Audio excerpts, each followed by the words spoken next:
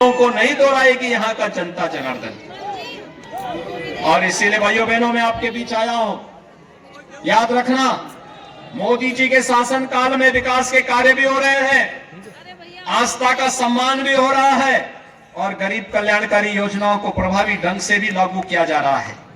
आपने देखा होगा मोदी जी ने जो काम कांग्रेस 60 साल में नहीं कर पाई,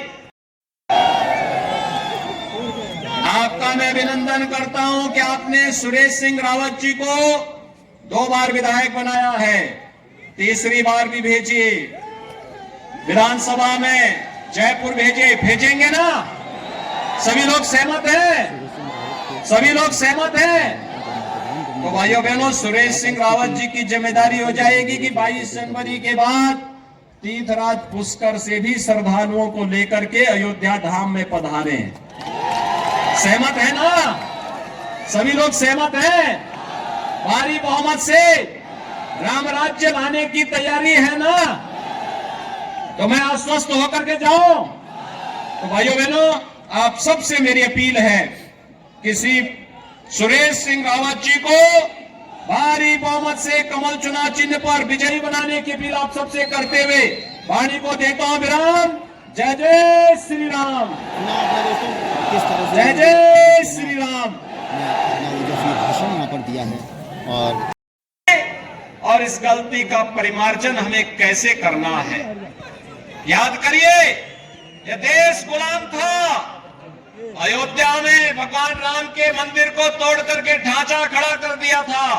देश स्वतंत्र हुआ, राम भक्तों ने गुलामी के ढांचे को हटा करके जो मार्ग प्रशस्त किया, आज डबल इंजन की सरकार यूपी में आई तो राम मंदिर के निर्माण का मार्ग प्रशस्त हो गया।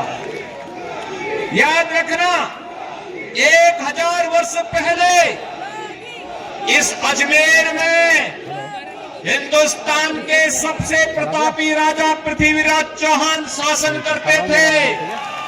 याद रखना, उन्होंने एक विदेशी आक्रांता मोहम्मद गोहरी को एक बार नहीं 17 बार नाक रगड़ने के लिए मजबूर किया था। लेकिन भाइयों बहनों, एक छोटी सी गलती ने धोखे से पृथ्वीराज चौहान को बंधक बना दिया। जिस राजा ने 17 बार उस धोखेबाज को माफ किया था, गरीब परिवारों के लिए बिजली, 10 करोड़ गरीबों के लिए उज्ज्वला योजना का रसोई गैस का सिलेंडर, और यही नहीं, हर नागरिक के लिए फ्री में वैक्सीन की सुविधा, कोरोना जैसी महामारी में बचाव के लिए 80 करोड़ लोगों को फ्री में राशन की सुविधा। ये काम कांग्रेस कभी नहीं कर पाई। कांग्रेस के लोगों को तो अवसर जब मिलता है तो सत्ता को ऐसा नोचते हैं जैसे न जाने कब से भूखे हों। और माफिया, भ्रष्टाचार, आतंकवाद, तुष्टीकरण, ये सब कांग्रेस की प्रवृत्ति है। भाइयों बहनों, कांग्रेस आपकी आस्था का सम्मान नहीं कर सकती। क्या कांग्रेस रहती तो क्या अयोध्या में राम मंदिर का निर्माण हो पाता? क्या कांग्रेस रहती तो भाइयों बहनों इन गरीबों के मकान बन पाते? कांग्रेस रहती तो क्या यहां पर जो पवित्र सरोवर का पुनरुद्धार का कार्य वसुंधरा राजे जी की भारतीय जनता पार्टी सरकार के समय पूरा हुआ था, क्या वह कार्य कांग्रेस कर पाती? इनको तो अवसर बार बार मिला था, वे नहीं कर पाए। बीजेपी को अवसर मिला, बीजेपी ने करके दिखा दिया। और इसलिए भाइयों बहनों, विकास और समृद्धि भारतीय जनता पार्टी लाएगी, आस्था का सम्मान बीजेपी करेगी, आतंकवाद को नेस्तनाबूद भारतीय जनता पार्टी करेगी, तुष्टीकरण की नीति को भी भारतीय जनता पार्टी ने समाप्त किया। आप याद करिए, अगर बीजेपी होती तो क्या कन्हैयालाल की निर्मम हत्या होती? क्या गला रेंद की हत्या होती? क्या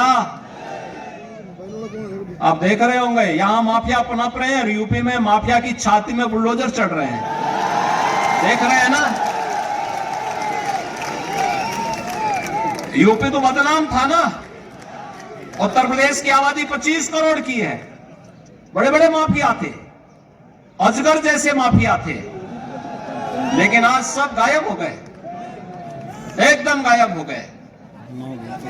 आज वहां बहन बेटियों की सुरक्षा में कोई सेंध नहीं लगा सकता, किसी गरीब की संपत्ति को कोई हड़प नहीं सकता, किसी व्यापारी को कोई उनसे फिरौती नहीं मांग सकता।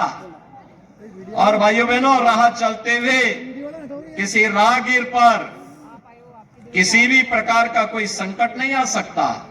उत्तर प्रदेश में तो डबल इंजन की भाजपा की सरकार है, तो राम राज्य आ गया, राम राज्य आ गया है भाइयों बहनों। और राजस्थान तो हमारी भक्ति और शक्ति की केंद्र भूमि है। मध्यकाल में देश जब गुलामी के आगोश में था, राजस्थान लड़ता रहा। और भाइयों बहनों, मैं फिर आपके पास आया हूं आपसे कहने के लिए, लोग कहते थे ना, कांग्रेस के लोगों को संदेह था कि अयोध्या में राम मंदिर नहीं बन पाएगा, इसीलिए कांग्रेस ने अपने शासनकाल में जब केंद्र में सरकार थी तो क्या कहती थी? कहती थी राम और कृष्ण हुए ही नहीं। ये तो इससे बड़ी गाली हमें और क्या हो सकती है? हमारे आराध्य देवों के अस्तित्व पर इन्होंने प्रश्न खड़ा करके सत्य सनातन हिंदू धर्म को ही अपमानित किया है। भाइयों बहनों, मैं आज आपसे कहने के लिए आया हूं, हमने तब भी कहा था रामलला हम आएंगे, मंदिर वहीं बनाएंगे। देख सकते हैं योगी आदित्यनाथ को, हमारे पूज्य संतों ने तब भी आह्वान किया था रामलला हम आएंगे, एक गुलामी का ढांचा जरूर हटाएंगे। बात आज की वो भी हटाया ना, और आज हम कह रहे हैं रामलला हम आएंगे कॉपी भी करा तो करो। और रामलला को विराजमान करने के लिए तिथि भी बताएंगे। और मैं तो पुष्कर राज तीर्थ में आया हूं आज 22 जनवरी 2024 को प्रधानमंत्री मोदी जी के कर कमलों से रामलला अपने भव्य मंदिर में विराजमान होंगे। देख सकते हैं किस तरह से योगी आदित्यनाथ